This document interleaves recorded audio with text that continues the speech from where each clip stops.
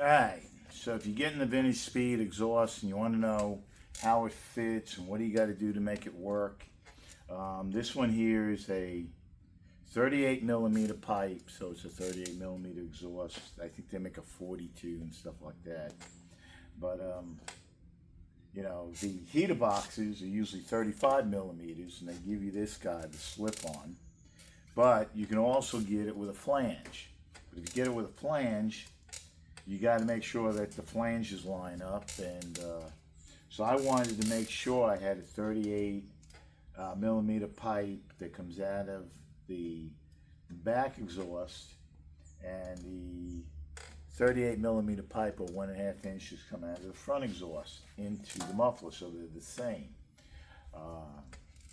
38 millimeter heater boxes don't have any aluminum inside, they're hollow. And you know, you get a little heat, enough for the force. I live in Texas, so this is okay for me. But the options were stay with a 35, go with a 42 that have heat, you know, internal heat aluminum pieces, or go with the 38, the 1.5 inches, and they're all equal. So I decided to go with the 38. I wanted everything equal going into the exhaust, at least in the pipe size. So I did not use the slip-on, I used the flange. So I'm going to go over what I had to do to make this all work, get a good fit, so if you want to do it, you understand what it's doing. I'm doing that because when I went to buy this, I could not find any information on if I went and bought a heater box with a flange, would it just bolt on? And guess what? You're going to find out. So, I'm just going to let you watch the video and see what you think. Okay, I'm setting up the Vintage Speed exhaust and getting everything lined up with my new heater boxes. And you can get these with a flange or without a flange. Without a flange, they fit the regular size heater boxes or J-tubes. With the flange, you can get any size. I got 38s because this is a 38 millimeter exhaust. So I went and got 38 heater boxes, and which is 1.5 inches. Now the thing with these is, with the jopex, that's how you say it, the flanges are not in the right orientation that is needed for the exhaust. So what I had to do is grind it off, if I don't lose it. And then they come with other flanges. These come with a set of flanges. These come because I bought their flange kit that goes with it. So what I'm going to do right now, I'll show you what I had to do to get this guy to fit and what I got to do next to make it all work, because normally, now, since the flange is in a different orientation, I had to grind it off. Get this nut off here, so I'm going to take this off and show you.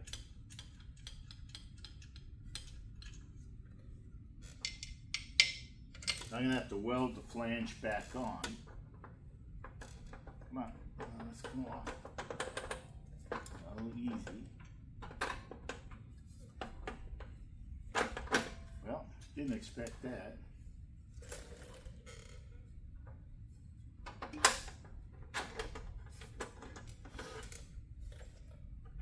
Alright, so what I'm going to show you is I went and had to ground from the inside, because these guys are welded on the inside here. And then the regular flange, I'm going to tack weld it and get it into place, put everything all back together and tack weld it. And then this was the flange they gave you to weld onto your exhaust, but since I had to take this off, I'm going to weld the new flange, because the problem was the orientation of this was more like this, and it's got to be like that for it to work with the exhaust. So Nobody could tell me if these would fit or if any of them would fit, and if I would have to cut it off. I figured I did. That's why I bought these. They were inexpensive. They were 150 bucks.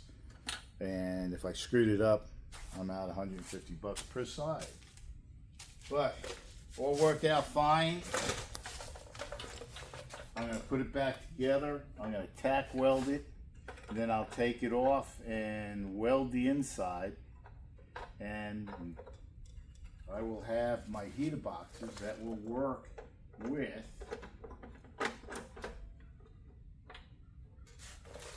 my Vintage Speed exhaust with flanges.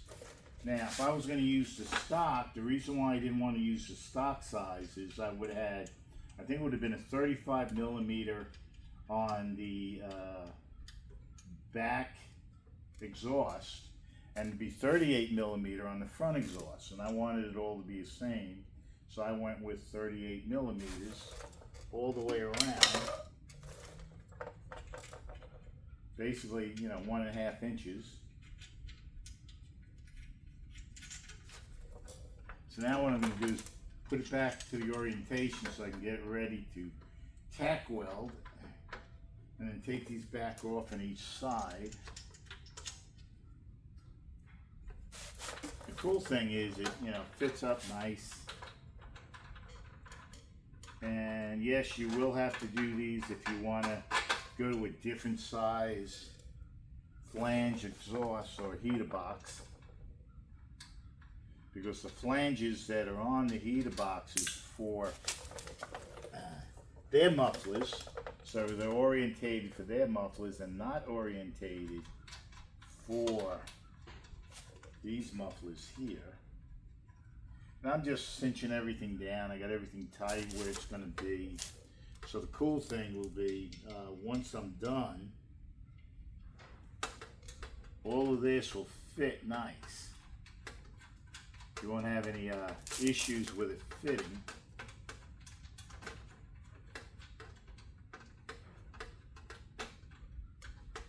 So what I'm going to do now is I'm going to get my welder all set up, tack weld these in place on the outside, and then I'm going to take them off and weld them on the inside like they originally were, and that will be done.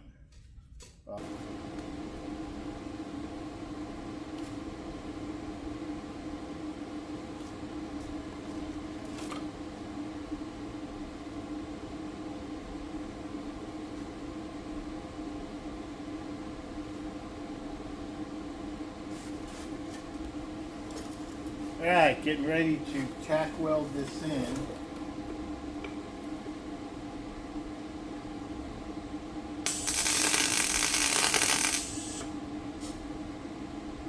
Here's one side.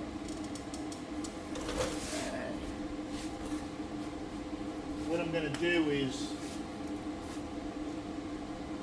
I'm going to do the tops first on each side, tack weld them in. Do the bottoms and then go inside and weld it all. So right now I got the top welded on this. See if I can move it, get the bottom side welded.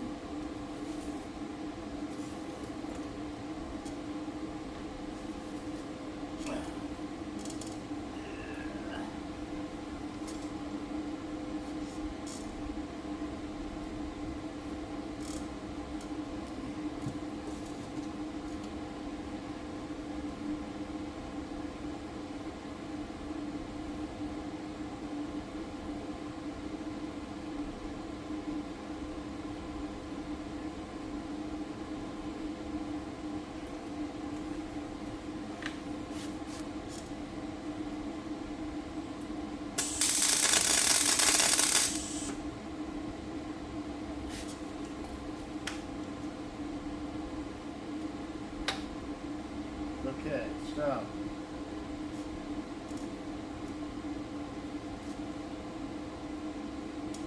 top and bottom on this side is tacked in there. Now I'm going to go do the other side. If I pause, you don't have to watch me move everything over there so I can get to the other side. So, all right, I want to show you. I'm using these copper plated exhaust nuts, and I'm putting anti-seize on here before I bolt these up. So I got to the point of getting this all welded in, getting this right. I'm re-putting everything back on for final. And just wanted to show you that anti-seize. Make sure you put that on your studs. Keep it from freezing up on you. And moving on. So if you're looking at the Vintage Speed exhaust, first of all, it does clear, and they say it will clear if you have this type of oil filter and you don't have the heat risers. If you have the heat risers, they say this won't fit. Now, some of the things you can see on how they're made, they got these adapters, and this is the flange adapter. They got one that goes over the pipe, but this is a 38 millimeter or 1.5, so regular one wouldn't fit. And I went with the flanges. Now, like I said, I had to cut this, get it to the right orientation, and re-weld it back in. I tacked it on this side, welded on the inside. And I really like the way these things are made. I mean, they're made real nice compared to some of them that you see. This is the jopex, if I said that right. Heater box. Really, it's a J tube with a box. Nothing on the inside except for the tube itself. But for here in Texas, that should be enough to get the defroster going if I ever need it. Now that since I did this, the alignment is perfect. You know, some people say that they have to loosen everything. You do loosen it when you're putting it together. But since you're welding your flange on, you can put it all together, get everything lined up, and then tack weld it and weld it from the inside like I did. I did have to grind off the old flanges off of here. I bought these because I figured if I was going to mess something up, the cost wasn't too bad. They were about $150, $160 each compared to the $300 ones and stuff. So, not bad. They do come with the heat shields for your tubes for the your heat, and they go in real nice. I really like the look.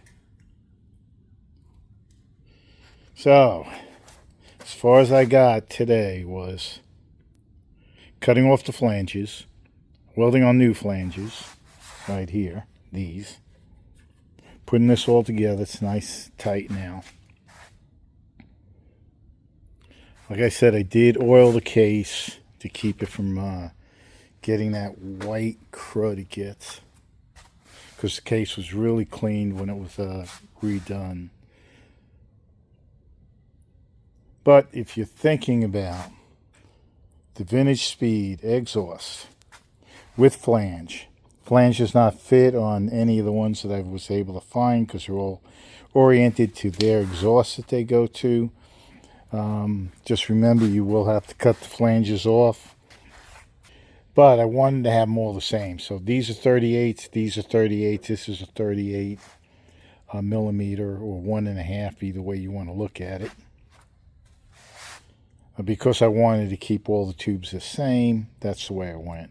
Plus, it was half the price to go with these to keep it the same. So the CSPs are, I think, $300 something a piece, where these are $150.